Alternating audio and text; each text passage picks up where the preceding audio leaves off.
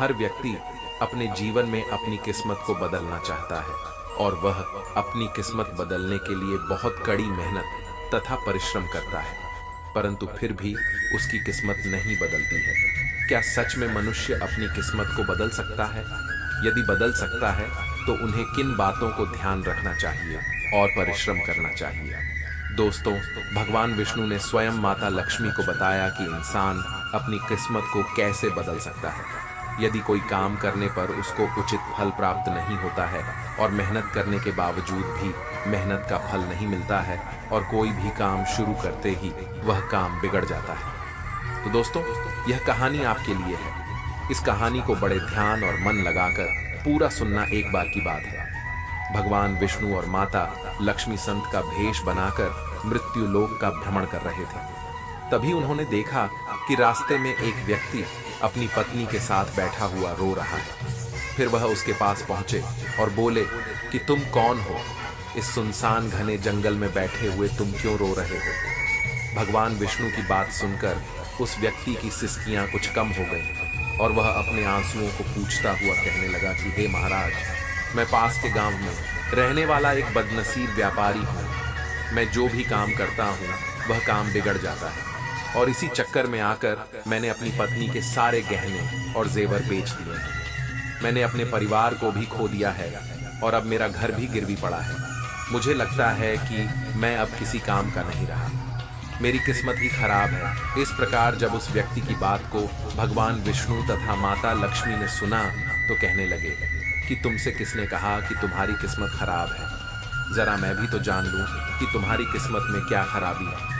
फिर वह व्यक्ति कहने लगा कि हे महाराज, पहले मैं खेती करता था। मैं उसमें बहुत तरह तरह की साग सब्जी बहुत ही मेहनत करके उगाता था और उसे जब मैं बाजार में बेचने ले जाता तो वह बहुत ही सस्ते दामों में बिका करती थी, जिसकी वजह से मुझे बहुत घाटे का सामना करना पड़ता था और मुझे किसानी करने में हर साल घाटा होता था। कभी सूखा पड़ जाता तो कभी अधिक बारिश हो जाती और अधिक बरसात होने के कारण सारी फसल चौपट हो जाती थी। इससे परेशान होकर मैंने व्यापार करने का निश्चय कर लिया। मेरे पास उस समय पैसे नहीं थे, तो मैंने अपनी पत्नी के जितने भी जेवर थे वह बेचकर उससे जो धन मिला उसी से मैंने व्यापार शुरू किया।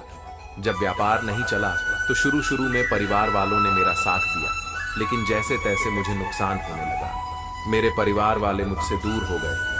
मगर महाराज, मैं यह सब अपने परिवार वालों के लिए ही तो कर रहा था, लेकिन अब वह लोग मुझे देखकर नजरें फेर लेते हैं और मुझे ही मेरे परिवार की गरीबी का, दुर्दशा का जिम्मेदार ठहराते हैं। फिर आगे कहने लगा, वह व्यक्ति की एक मेरा दोस्तों की वीडियो आपके लिए बहुत ही खास है, क्योंकि यह वीडियो आपके किस्मत का ताला खोलने में सहायक होगा। दोस्तों, आज के इस वीडियो में आज आपको जानने को मिलेगा कि वह 8 बात है कौन सी है। अगर मनुष्य इन 8 बातों को जान लेता है तो वह मनुष्य कभी गरीब नहीं रहता। इन 8 बातों को जानना प्रत्येक मनुष्य के लिए अत्यंत ही आवश्यक है। मित्रों, मैं आपको इन 8 बातों को एक कहानी के माध्यम से बताऊंगा। ये सभी के लिए अत्यंत ही लाभप्रद है। नमस्कार दोस्तों, स्वागत है आपका अपने यह चैनल कृष्ण बुद्ध पर।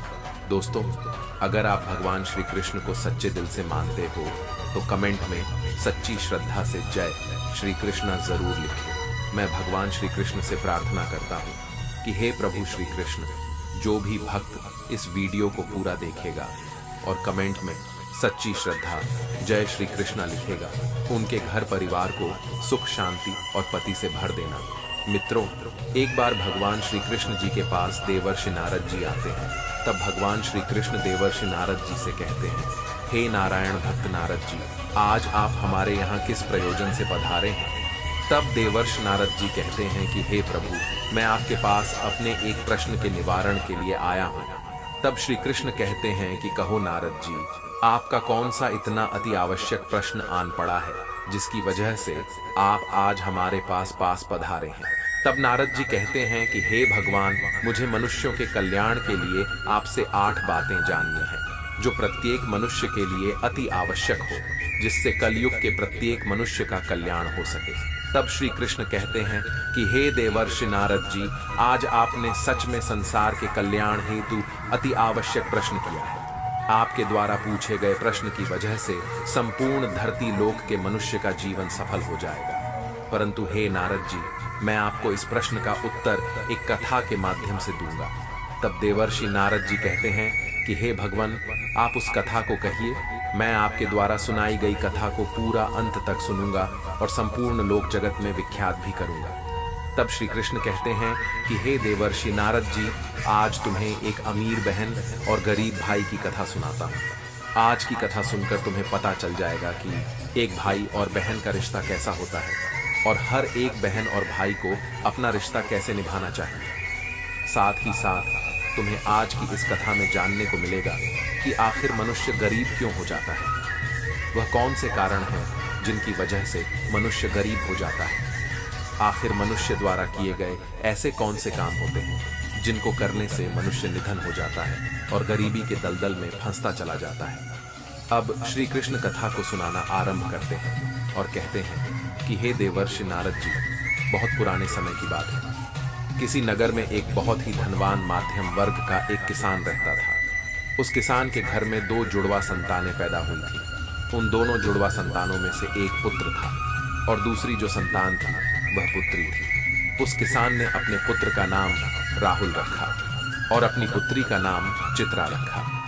इधर जब उस किसान की संतानें बड़ी होने लगी, धीरे धीरे जब उनकी आयु एक दिन विवाह के योग्य हो गई, तो किसान को अपने बच्चों के विवाह की चिंता सताने लगती है। एक दिन किसान किसी कार्य से अपने पड़ोस के एक शहर में जाता है, तो वहां पहुंचकर एक व्यापारी का पुत्र उसे पसंद आ जाता है और उस व्यापारी के पुत्र के साथ में वह अपनी बेटी चित्रा का विवाह कर देता है। वह किसान अपनी पुत्री के विवाह में कोई कमी नहीं छोड़ता है। इस प्रकार से चित्रा अपने पिता के यहाँ से विदा होकर अपने ससुराल चली जाती है। उसके ने अपनी बेटी को विदा करने के बाद वह अपने पुत्र के विवाह के बारे में सोचने लगता है। उसके मन में यह चल रहा था कि बेटी तो मेरी अपने घर की हो गई, अब मुझे अपने पुत्र का विवाह कर देना चाहिए। यदि मेरे पुत्र का विवाह हो गया तो मैं अपना बचा हुआ शेष जीवन अपनी बहू बेटियों के साथ में रहकर आराम से व्यतीत करूंगा। अब श्री कृष्ण कहते हैं कि हे देवर्षि नारद जी, ईश्वर की लीला बड़ी विचित्र है। परमात्मा न जाने कब किसको धनवान बना दे और कब किसके लिए गरीबी का द्वार खोल दे, इसके बारे में कोई नहीं जानता। अब उस धनवान किसान के साथ भी कुछ ऐसा ही होता है। एक दिन वह किसान एक बड़ी भयानक बीमारी की चपेट में आ जाता है। जब इधर किसान का पुत्र अपने पिता की ऐसी हालत देखता है, तो अपने पिता की ऐसी हालत को देखकर वह बहुत ही ज्यादा दुखी हो जाता है और उसके बाद में अपने पिता का अच्छे वैद्य से इलाज करवाता है और अपने पिता के लिए महंगी से महंगी दवाइयां लेकर आता है। परंतु उसके पिताजी की हालत में कोई सुधार नहीं हो रहा था। धीरे धीरे उस किसान की धन संपत्ति सारी पिता के इलाज में चली गई। इस प्रकार अपने पिता का इलाज कराते हुए उस किसान का पुत्र अब गरीबी के कगार पर आकर खड़ा हो जाता है। परंतु फिर भी पिता की हालत में किसी प्रकार का कोई सुधार नहीं होता। जब कोई भी दवाई उस किसान की बीमारी में काम नहीं करती है, तो एक दिन वह किसान अपने बेटे को अपने पास बुलाता है और अपने बेटा राहुल से कहता है कि हे पुत्र, जब भी कोई काम मनुष्य के सामर्थ्य से बाहर हो जाए या फिर उस काम का कोई समाधान ना मिले, तो फिर ऐसे समय में उस काम को ईश्वर के भरोसे छोड़ देना चाहिए। इसलिए पुत्र, अब तुम मेरी चिंता छोड़ो और तुम अब अपने भविष्य के बारे में सोचो। मेरा क्या है, आज नहीं तो कल मुझे इस संसार को छोड़कर जाना ही है, परंतु तुम्हारे सामने तो तुम्हारी पूरी जिंदगी पड़ी है। मैंने तो अपने दिन बहुत ही अच्छे से चाहिए हैं। इसलिए है पुत्र, अब तुम मेरी चिंता करना छोड़ो और अपना विवाह करके अपनी घर गृहस्थी बसा लो। अपने पिता के मुख से इन बातों को सुनकर राहुल एकदम चुप हो जाता है। अब राहुल आखिर बेचारा कर भी क्या सकता था, उसके हाथ में कुछ नहीं था। साथ ही अब उसके घर में जो भी जमा पूंजी थी वह तो उसके पिता के इलाज में सारी की सारी पहले ही खर्च हो चुकी थी। अब राहुल अपने पिताजी से कहता है कि हे पिताजी, जैसा आपके लिए उचित लगे आप वैसा कीजिए। इसके बाद वह गरीब किसान अपने पुत्र की शादी एक गरीब घर की कन्या से करवा देता है। परंतु अब शादी के कुछ दिन बाद ही उस किसान की मृत्यु हो जाती है। इधर पिता की मृत्यु के बाद राहुल अपने पिताजी का पूरी रीति रिवाज से अंतिम संस्कार करता है। राहुल के पास जो कुछ था, खेत खलिहान, सब कुछ पिता की बीमारी के इलाज में पहले ही जा चुका था और अब राहुल के पास जो कुछ भी जमा पूंजी बची हुई थी वह पिता के अंतिम संस्कार करने के बाद प्रीति भोज में समाप्त हो जाती है। इस प्रकार से राहुल अब और भी ज्यादा गरीब हो जाता है। मित्रों, जब राहुल एक दिन बिल्कुल ही कंगाल हो जाता है तो वह गांव के बाहर जाकर अपनी पत्नी के साथ एक झोपड़ी को बनाकर रहने लगता है। राहुल पहले से ही मेहनती तो था ही, अब वह दूसरों के खेतों में मेहनत मजदूरी करके अपना और अपनी पत्नी का पेट पालने लगता है। और राहुल की बहन चित्रा, जिसका विवाह एक धनी व्यापारी के घर में हुआ था, उसे जब अपने भाई की स्थिति के बारे में पता चलता है तो वह धनवान बहन अपने भाई से घृणा करने लग जाती है। मित्रों, अब श्री कृष्ण कहते हैं कि ही देवर्षि नारद जी, कलयुग का प्रत्येक मनुष्य धन का लोभ ही होता है, जैसे वह राहुल की बहन। राहुल के पास धन ना देखकर अपने ही सगे भाई से घृणा करने लगी। वह मन में सोचने लगी कि मेरा भाई अब तो बिल्कुल ही कंगाल हो चुका है, उसका घर जमीन सब बिक गया है और अब उसके पास में एक फूटी कौड़ी भी नहीं बची है। यदि वह ऐसी हालत में वह मेरे ससुराल आता है तो उसे देख देख कर मेरी देवरानी और जेठानी या मेरा बड़ा ही अपमान करेंगे और मेरा मजाक बनाएंगी कि तेरे मायके वाले तो बिल्कुल ही कंगाल है। वैसे तो मेरे ससुराल में मेरी बहुत ही ज्यादा बदनामी हो जाएगी। इस कारण से वह चित्रा अपने सगे भाई से रिश्ता तोड़ देती है। वह बहन अपने भाई के लिए इतनी निर्दय हो जाती है कि ना तो चित्रा अपने भाई को अपने ससुराल बुलाती है और ना ही कभी अपने भाई के घर जाती है। अब चित्रा के भाई राहुल को धीरे धीरे अच्छी तरह से पता हो जाता है कि अब मेरी प्यारी सी मुस्कान वाली जो बहन हुआ करती थी, वही बहन आज मुझसे नफरत क्यों कर रही है। इसीलिए राहुल भी अपनी बहन के ससुराल कभी नहीं जाता है। इस प्रकार से चित्रा तो बड़े ऐशो आराम के साथ में अपनी ससुराल में अपनी जिंदगी गुजार रही थी, परंतु राहुल मेहनत मजदूरी करने के बाद भी अपनी पत्नी के साथ झोपड़ी में रहकर किसी तरह से अपने जीवन के दिनों को काट रहा था। अब श्री कृष्ण कहते हैं कि देवर्षि नारद जी ऐसे ही करते करते कुछ साल गुजर जाते हैं। अब चित्रा की भी संतानें बड़ी हो चुकी थी। कुछ साल गुजरने के बाद एक दिन राहुल की बहन चित्रा के लड़के का विवाह तय हो जाता है, लेकिन राहुल की बहन चित्रा अपने भाई को निमंत्रण का आमंत्रण नहीं भेजती। जब राहुल को इस बात का पता चलता है कि उसके भांजे की शादी होने वाली है तो इस बात को सुनकर राहुल प्रसन्न हो जाता है और अपनी नही के पास जाकर इस बात की खबर देता है। राहुल की पी का नाम देवयानी था। रिश्ते का अंत तब होता है जब एक का हद से ज्यादा परवाह दूसरे को बोझ लगने लगता है। लोग बदलते नहीं हैं, बस फासले बना लेते हैं। जब मतलब निकल जाता है तब नए रास्ते अपना लेते हैं। जब आपको कोई भड़काने का प्रयास करे तब मौन रहने का आनंद ही कुछ और है। जब लोग रास्ता अलग करने का फैसला कर लेते हैं तो सबसे पहले बातचीत करना कम कर देते हैं। जिंदगी बड़ी महंगी है, इसे मतलबी और सस्ते लोगों पर कभी बर्बाद मत करना। बुरा समय आपको जिंदगी के उन सभी सच से सामना कराता है जिसका आपको अच्छे समय में कभी ख्याल नहीं आता है। प्रेम यदि पक्का हो तो विवाद चाहे कितना भी गहरा हो, लेकिन रिश्ता कभी नहीं टूटता। उधार और प्यार उन्हीं को दो जो उसे वापस दे सके। किसी व्यक्ति के प्रति इतना भी समर्पण नहीं होना चाहिए कि एक दिन आप खुद को ही खो दो। हजारों झूठे रिश्ते से ज्यादा सुकून देता है आपका अकेलापन। पहचान भले ही छोटी हो, लेकिन अपने दम पर होनी चाहिए। जिन्होंने आपका संघर्ष देखा है वही आपके संघर्ष की कीमत जानते हैं, वरना औरों के लिए तो आप सिर्फ किस्मत वाले हो। इंसान अपनी मर्जी से खामोश नहीं होता, वह किसी ना किसी बात से अंदर तक सताया होता है। एक बात याद रखना, हम किसी के लिए एक वक्त तक स्पेशल होते हैं और उनका इंटरेस्ट खत्म होते ही वह हमें इग्नोर करने लगता है। जिंदगी में सब लोग दोस्त या रिश्तेदार बनकर नहीं आते, कुछ लोग सबक बनकर भी आते हैं। ये जो आपके आसपास भीड़ है, इसको कुछ ना कुछ मतलब है आपसे। जिस दिन मतलब निकल जाएगा उस दिन आप बिल्कुल अकेले रह जाओगे। दुख और तकलीफ इंसान को परेशान करने के लिए नहीं, बल्कि उसकी योग्यता और आत्मविश्वास का इम्तिहान लेने के लिए आते हैं। लोग आपको नहीं, आपके अच्छे वक्त को अहमियत देते हैं। मनपसंद इंसान के साथ थोड़ी बातचीत आपको पूरा दिन खुश रखने के लिए काफी होती है।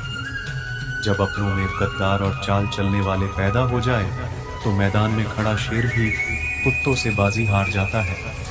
जिंदगी में कभी किसी को दोष मत दीजिए। अच्छे लोग खुशियां लाते हैं और बुरे लोग तजुर्बा दे जाते हैं। हमेशा वैल्यूबल बनो, अवेलेबल नहीं। अवेलेबल बनोगे तो दुनिया सिर्फ आपका इस्तेमाल करती रहेगी। अगर आपको अपनी अहमियत बतानी पड़े तो समझ लेना कि अब आपकी कोई अहमियत नहीं है। साबित करना जरूरी नहीं है, बेहतर बनना जरूरी है। जिंदगी में एक बात तो तय है कि तय कुछ भी नहीं है। लोग कहते हैं कि तुम इतना खुश कैसे रहते हो। मैंने कहा कि हम किसी की खुशी देखकर जलते नहीं और अपना दुख किसी को बताते नहीं। चुप रहना कुछ कहने से बेहतर है अगर सामने वाला आपको समझता ही ना हो। जब इंसान खुद का हो जाता है फिर उसे तन्हाई में सबसे ज्यादा मजा आता है। खुशी हमारी देह को छूते हैं और दुख हमारी आत्मा को छूते हैं। कोई किसी का साथ नहीं देता, बस सब अपने अपने मतलब के लिए साथ रहते हैं। किसी के लिए उतना ही गिरना कि फिर संभालने की थोड़ी गुंजाइश बाकी रहे। जो लोग सबसे ज्यादा अपने होने का हक जताते हैं वही लोग सबसे पहले धोखा दे जाते हैं। आपके नखरे वही उठा सकते हैं जो आपसे सच्चा प्यार करता है। वह लोग दिल के बहुत साफ होते हैं जिनकी आंख में छोटी छोटी बात पर आंसू आ जाते हैं। जिनका आना जितना खुशी देता है उनका जाना उतना ही तकलीफ देता है। दर्द तो तब होता है जब तुम्हें किसी से मोहब्बत हो और उसके दिल में कोई और हो। याद रखना कि वह इंसान तुम्हारी परवाह करता है जो इंसान तुम्हारी खामोशी को समझ सकता है। एक बात तो सच है, हम जिसे दिल से प्यार करते हैं उसके भाव बढ़ जाते हैं। मत जुड़ना किसी से इतना, यहाँ लोग आदत बिगाड़ देंगे। बातें इतनी करेंगे शुरुआत में, तुमसे बाद में एक बात के लिए तरसा देंगे। फर्क नहीं पड़ता कि कौन आपको पाने के लिए मरता है, मायने तो यह रखता है कि कौन आपको खोने से डरता है। बात उससे ही करो जो तुमसे बात करना चाहे। यूं किसी के पीछे पड़कर खुद को जलील करवाना अच्छी बात नहीं। यहाँ तो अपनी सांसों पर भरोसा नहीं है और आप दूसरों पर भरोसा करते हो। अरे मत तड़पो उस इंसान के लिए जिसने तुम्हें तड़पता छोड़ दिया। छोड़ने से पहले यह भी नहीं सोचा आपके दिल पर क्या बीतेगी। जो लोग ये कहते हैं ना कि मेरा वाला सबसे अलग है, यकीन मानो सबसे ज्यादा दर्द उन्हीं लोगों को मिलता है। अक्सर वही इंसान छीन लेता है मुस्कान चेहरे की जिस इंसान को यह महसूस करा दिया हो कि वह जरूरी है तुम्हारे लिए। बहुत अजीब है इस दुनिया के लोग, उन्हें जितना मोहब्बत दो वह उतना ही दर्द देते हैं। टेंशन एक ऐसा तोहफा है जो हमारे अपने ही हमें देते हैं। अक्सर खास लोग ही खास दर्द दे जाते हैं। लोगों से सीखा है मैंने, ज्यादा मीठा बोलने वाले लोग अंदर से कड़वे और कड़वा बोलने वाले लोग अंदर से मीठे होते हैं। कुछ कठिन फैसले लेने पड़ते हैं कल को बेहतर बनाने के लिए, और खुद से बहुत लड़ना भी पड़ता है सही रास्ते पर जाने के लिए। कुछ बातें और कुछ यादें नींद उड़ा जाती हैं। माफी से कुछ नहीं होता, कुछ बातें दिल को लग जाती हैं जो कभी भुलाई नहीं जाती है। अगर जो चाहा है वह नहीं मिला तो एक बार जो मिला है उसे चाह कर देखा। एक वक्त के बाद देर रात तक बातें करने वाले दो सबसे नजदीकी इंसान एक दूसरे के लिए अजनबी हो जाते हैं। गलती पर साथ छोड़ जाने वाले लोग बहुत मिलते हैं, लेकिन गलती पर समझाकर साथ निभाने वाले बहुत कम मिलते हैं। हमारी लाइफ में कुछ लोग ऐसे होते हैं जो हमसे कितनी भी बात कर ले मगर मन नहीं भरता। अगर रोकर भुलाई जाती यादें तो हंसकर कोई गम नहीं छुपाता।